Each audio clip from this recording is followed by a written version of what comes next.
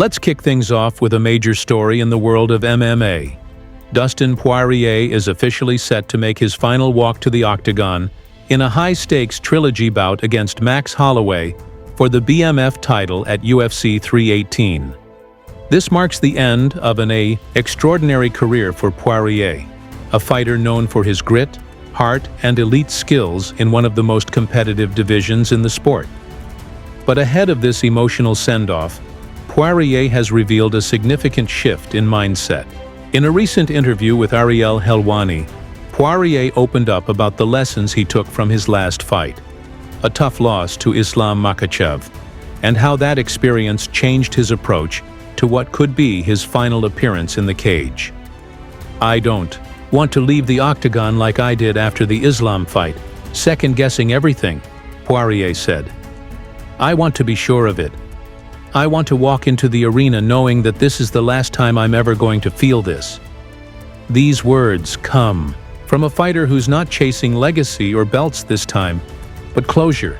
Poirier explained that every moment leading up to UFC 318, from training camp to fight week, will be lived with full awareness and presence. Because deep down, he knows, this is it. The last time he'll feel the nerves. The last time he'll step into the cage. The last time he'll go to war under the lights. When he found out his opponent would be Max Holloway, Poirier responded with pure respect. "What a legend to be standing across from. I said legends only, and he's definitely all of that." Poirier and Holloway have fought twice before, earning nothing but admiration from fans and peers alike. A trilogy between them is the kind of legend versus legend moment that helps define careers. And for Poirier, it's the perfect final chapter. But Dustin wasn't done sharing ideas. In that same interview, he revealed that he had pitched a unique concept to UFC President Dana White, a four-man BMF tournament. The lineup he envisioned: himself, Max Holloway, Justin Gaethje, and Dan Hooker. Poirier explained that he and Dana discussed the idea in Dana's office, but there was a miscommunication. Dana thought Poirier meant a months-long tournament, when in fact Dustin was talking about an old-school one-night format. "Dana told me nobody would sanction that. I'd totally be down to do a 10-minute first round if they wouldn't allow one-night 5-round fights, or maybe even a one-night tourney with 3-round fights. But yeah, there would just be too many rounds in one night. Still, I thought it'd be a cool idea." It's a throwback concept that harkens back to the early days of the UFC, but in today's sanctioned MMA environment, it's unlikely to ever see the light. UFC legend Michael Bisping has since weighed in on Dustin's idea, but for now all eyes are on UFC 318 and Poirier's emotional farewell.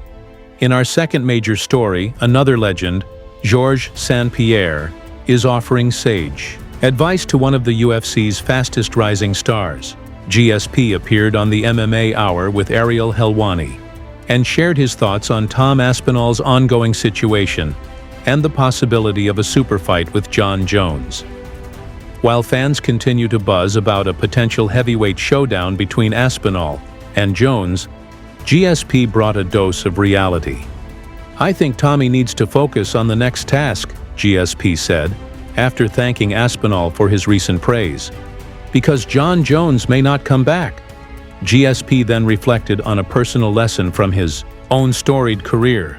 After suffering a shocking loss to Matt Serra, he admitted that his obsession with getting revenge clouded his focus. "I became too focused on one fight, and that was a mistake," GSP recalled. "There were other challenges ahead before that. Rematch could even happen." He sees a similar risk for Aspinall. If all of Tom's energy is tied up in waiting for Jon Jones, a fight that might never materialize, he could lose sight of the present challenges. That kind of tunnel vision can be dangerous, GSP warned. In a sport like MMA, where anything can happen, fighters need to be ready for whoever is in front of them. Those were the words of Georges St-Pierre as he continued offering advice to rising heavyweight star Tom Aspinall. In a recent appearance on the MMA Hour, GSP encouraged Tom to focus on what he can control, rather than obsessing over a potential super fight with Jon Jones. "If the Jon Jones fight is meant to happen, it will," GSP said. In the meantime, Tom has to keep climbing. The former welterweight and middleweight champ acknowledged the massive appeal of an Aspinall versus Jones matchup, both as a fan and as a fighter. GSP praised Jon Jones's legacy, calling him the best in terms of resume and skills, and also applauded Tom's warrior mindset. "I respect Tom for wanting to fight the best," GSP said. "That's the mindset of a real champion." Still, GSP emphasized that Jon's return depends on several factors: his health, his motivation, and perhaps most importantly, whether he's compensated fairly. He closed his remarks with a pointed message for Aspinall. "He needs to learn, to let go of what's outside his control. He's wasting energy focusing on that," GSP explained. "I know it's hard, but he needs to sort of self-hypnotize himself to focus on the next task." According to the Canadian legend, Tom has everything it takes to be one of the all-time greats. But greatness requires mental clarity and focus. "He's got all the tools to be the best," GSP concluded. "But to get there, he needs to clear his mind and stay focused on the task at hand." Now let's shift to a fiery exchange lighting up the MMA community. Belal Muhammad versus Khamzat Chimaev. These two have had beef brewing for quite a while, and their latest interaction only poured more gasoline on the fire. It began last night when Khamzat posted a photo of a pony on his X, formerly Twitter account, with the caption, "Bully B, where are you going, pony?" complete with laughing emojis. The post was clearly meant as an insult, mocking Belal's nickname Remember the Name, and belittling him as weak or insignificant. But Belal didn't stay quiet. He fired back with a slick response, posting a photo of himself in a custom t-shirt showing him and Khamzat in a stare-down. The caption, "Going to middleweight." That line carried weight, implying Belal is ready to meet Khamzat in his preferred division and isn't afraid to go up in size for the showdown. However, online jabs aside, Belal has pressing business to handle. He's set to defend his UFC welterweight title at UFC 315, taking on the dangerous and highly skilled Jack Della Maddalena. Belal is not overlooking the Australian contender. In fact, he's brimming with confidence, recently stating, "I plan to break Jack within 3 rounds." This fight is pivotal. For Belal, it's his first official title defense, a chance to silence doubters who still question his journey to the top. For Jack, it's a massive leap, a golden opportunity to shock the world and dethrone the champ. Belal believes his pressure-heavy wrestling, cardio, and high fight IQ will be too much for JDM to handle. Meanwhile, Khamzat's recent jab could suggest he's still interested in a future fight, especially if Belal wins and moves to middleweight. A matchup between these two would be electric. Real tension, genuine dislike, and elite skill sets clashing in a can't-miss main event. Whether that fight happens remains to be seen, but make no mistake, the path to Belal versus Khamzat is being laid step by step. Finally, let's touch on another developing story that sparked debate across the MMA world. Daniel Cormier's reaction to Anthony Smith's altercation with a fan. Following his TKO loss to Zhang Yongming, Smith found himself in an unexpected confrontation. Not in the cage, but outside it. According to witnesses, a heckling fan taunted Smith after the bout, pushing the fighter past his limit. The situation escalated, and while no physical violence occurred, the tension was palpable. Daniel Cormier has since spoken out about the incident, offering his thoughts with empathy but also caution. "Fighters are human," Cormier said. "They put everything on the line, and emotions are high. But we have to be careful. One bad moment can change everything." Anthony Smith's painful post-fight moment draws sympathy and harsh truths from Daniel Cormier. Following his TKO loss to Zhang Yongming, Anthony Smith found himself in an unexpected and emotionally charged confrontation, not with a fellow fighter, but with a heckling fan. Visibly shaken and raw from the defeat, Smith later revealed that the heckler had been taunting him even before the fight began. What cut even deeper? The man was wearing a Nebraska t-shirt, a symbol of Smith's home state and identity. For a fighter who has always worn his Midwest roots proudly, the jab from a supposed hometown supporter felt like betrayal. "That one stung," Smith admitted. "It wasn't just a fan, it was someone repping where I'm from." Former UFC double champion and current analyst Daniel Cormier weighed in on the incident with some candid perspective. Speaking on the post-fight fallout, DC didn't mince words. "It's not always great fighting in your hometown. Sometimes those are the people who want to see you fall." Cormier elaborated that, while the idea of a homecoming bout sounds romantic, the emotional stakes can often be a double-edged sword.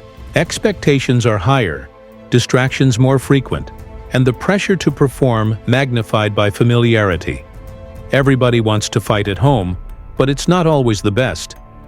Think about how retirement fights go when they're at home. How often? Do they end well? DC asked rhetorically. Cormier pointed to Anthony Smith's Kansas City appearance, just a short drive from where he built his career. Not only did Smith lose the fight, he had to endure a public humiliation afterward. "We saw it with Anthony last week. He got beat up, then got into it with a fan," DC said. That's a hard truth about this sport. Sometimes the people closest to you geographically or even emotionally don't really want to see you win. Cormier theorized that hecklers like the one who targeted Smith often find toxic satisfaction in seeing local heroes fall. Whether it stems from jealousy, insecurity, or personal struggle, that bitterness can surface at the worst moments.